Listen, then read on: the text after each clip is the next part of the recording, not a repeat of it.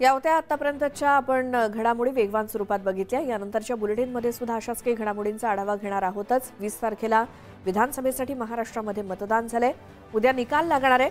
या दरम्यानच्या सगळ्या घडामोडी, त्याचसोबत महाविकास आघाडीचे नेते, महायुतीचे नेते एकमेकांना भेटून आता पुढची रणनीती आखण्यामध्ये व्यस्त आहेत। या संदर्भातले अपडेट सुद्धा आपण घेणार आहोतच। यानंतरच्या बुलेटिनमध्ये अशाच काही वेगवान स्वरूपातल्या बातम्या बघूयात, मात्र त्याआधी एक नजर टाकूयात महत्त्वाच्या बातम्यांवर। महत्त्वाच्या बातम्या प्रायोजक घरकुल मसाले, स्वाद आणि मायेचा खमंग मेळ। नव्या एक्झिट पोलमध्ये महायुतीची जोरदार मुसंडी, महायुतीला 178 ते 200 जागांचा अंदाज। ॲक्सिस माय इंडिया पोलनुसार महायुतीचा सहज बहुमताचा आकडा पार। ॲक्सिसच्या पोलनुसार ओबीसी आणि मराठ्यांचीही महायुतीलाच पसंती। 64% ओबीसी आणि 48% मराठ्यांची मतं महायुतीच्या पारड्यात, तर 79% मुस्लिम मतं महाविकास आघाडीला। ग्रँड हयातमधली बैठक संपवून महाविकास आघाडीच्या नेत्यांची उद्धव ठाकरेंसोबत मातोश्रीवर खलबतं। महाविकास आघाडीच्या गाडीचं स्टेअरिंग जयंत पाटलांच्या हातात। मुख्यमंत्रीपदी एकनाथ शिंदे असावेत, हीच शिवसेनेची भूमिका राहणार, मंत्री शंभूराज देसाईंचं वक्तव्य। दलित आणि मुस्लिम वस्त्यांमध्ये पैसे वाटले, इम्तियाज जलील यांच्याकडून व्हिडिओ जारी करत गंभीर आरोप, तर आरोपांमध्ये काहीही तथ्य नाही, सावेंचा खुलासा। सोलापूर दक्षिणवरून शिवसेना उबाठा आणि काँग्रेसमध्ये जुंपली, काँग्रेसकडून उबाठाला प्रत्युत्तर, तर उबाठाची प्रणिती शिंदेंच्या विरोधात घोषणाबाजी। परिस्थितीवर दोन्ही पक्षांच्या बड्या नेत्यांचं लक्ष, वडेट्टीवारांची प्रतिक्रिया। राज्यात थंडीचा कडाका वाढला, पुण्यासोबतच नाशिक आणि महाबळेश्वरमध्ये हुडहुडी, तर राज्यातील 15 शहरांमध्ये तापमान 15 अंशांखाली।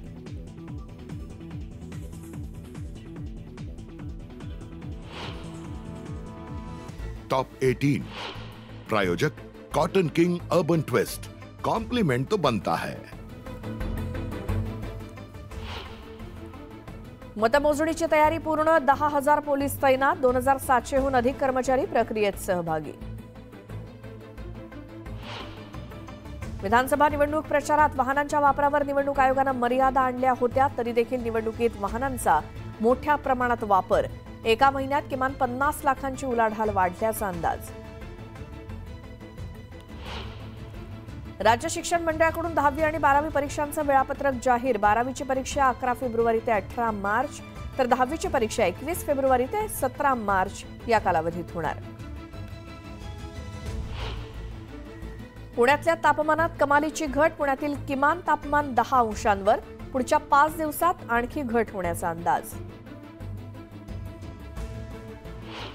26 नोव्हेंबर नंतर थंडीतील सातत्य जैसे थे राहण्याचा अंदाज, मात्र बंगालच्या उपसागरात हवेचा तीव्र कमी दाब क्षेत्रामुळे शेवटच्या 4 दिवसात म्हणजे 27 ते 30 नोव्हेंबरमध्ये पावसाची शक्यता। नागपूरच्या हवेतही खराबी, वायू गुणवत्ता निर्देशांक 220च्या वर।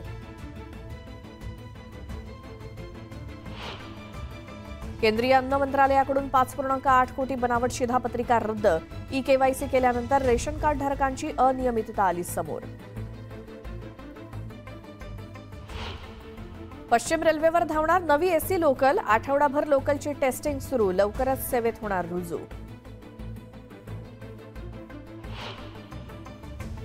वाढीव मानधन वेळेत द्या आणि आराखडा तयार करा, अंगणवाडी कर्मचाऱ्यांची सरकारकडे मागणी। पेन्शनधारकांनो नो टेन्शन, हयातीचा दाखला घरपोच मिळणार। इंडिया पोस्ट पेमेंट्स बँकेची डिजिटल जीवन प्रमाणपत्र सुविधा।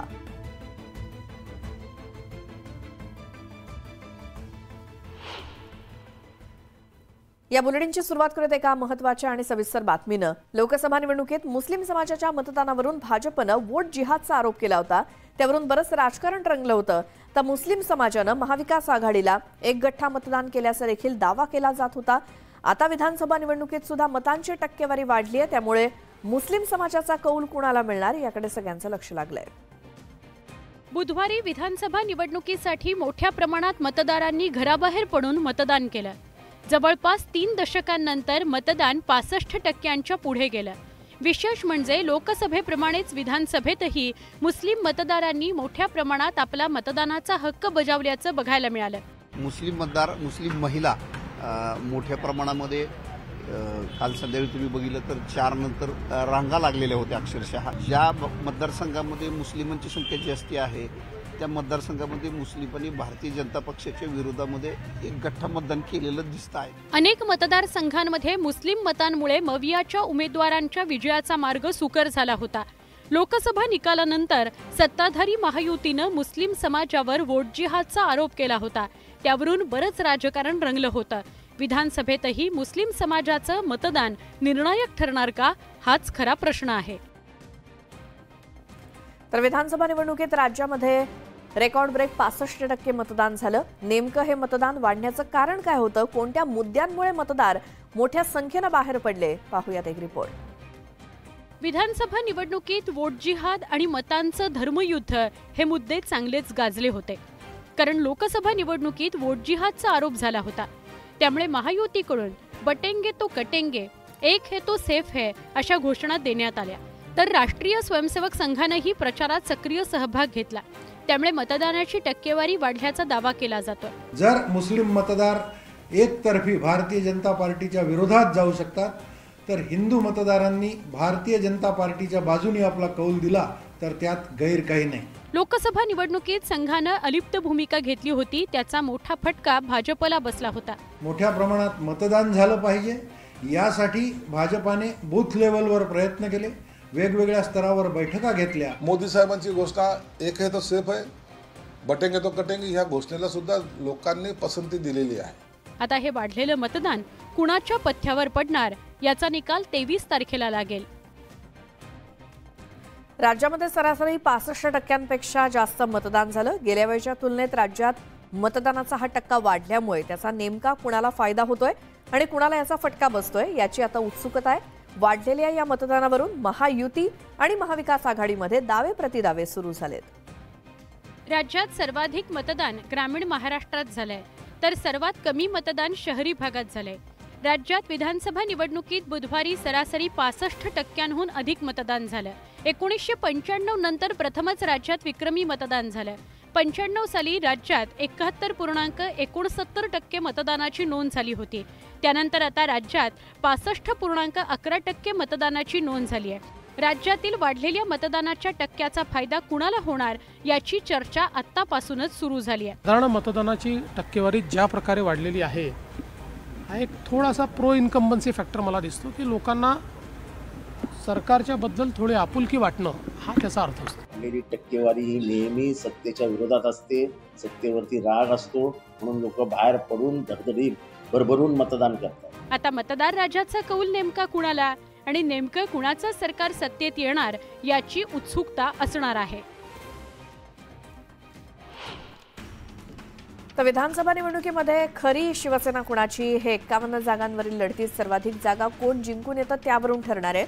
लोकसभा निवडणुकीत मुख्यमंत्री एकनाथ शिंदे यांच्या शिवसेनेनं 7 तर उद्धव ठाकरेंच्या शिवसेनेनं 9 जागांवरती विजय मिळवला होता.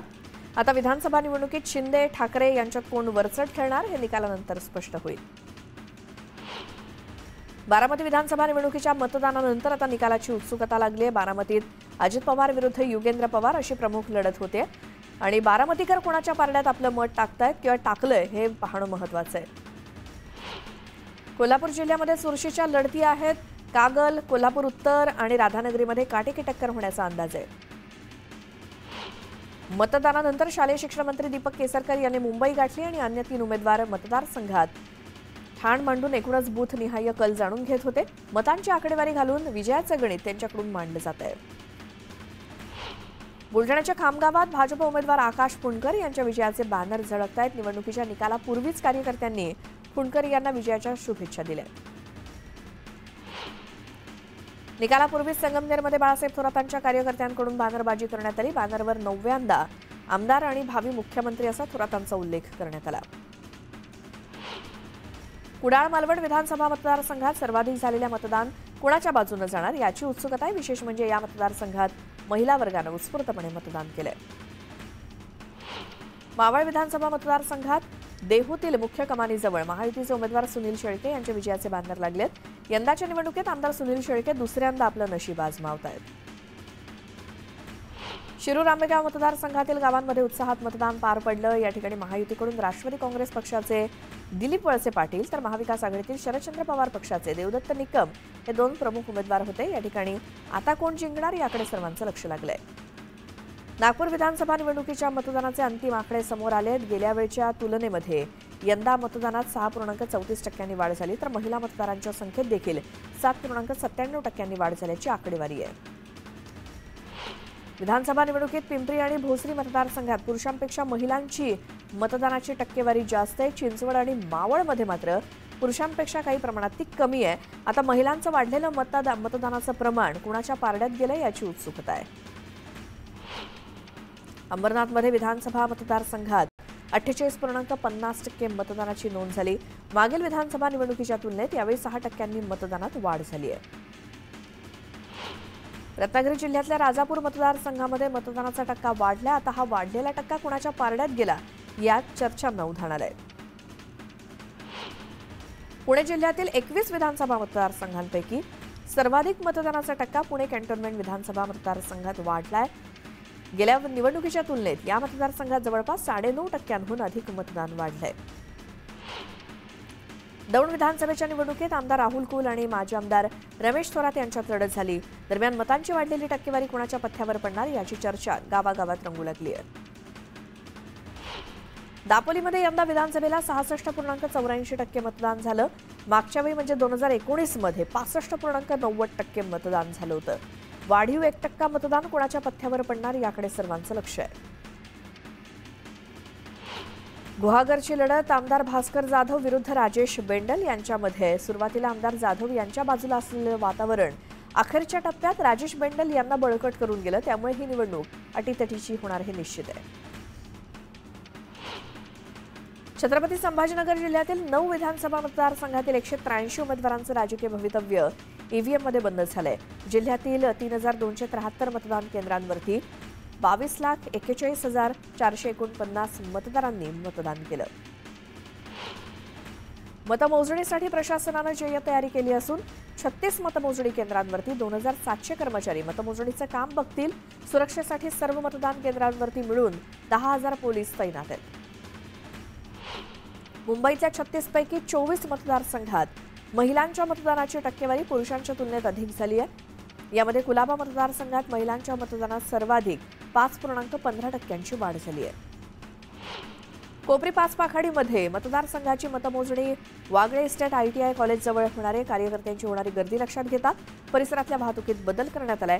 पर्यायी वाहतुकीचा अवलंब करण्याचं आवाहन वाहतूक नियंत्रण शाखेनं केलंय.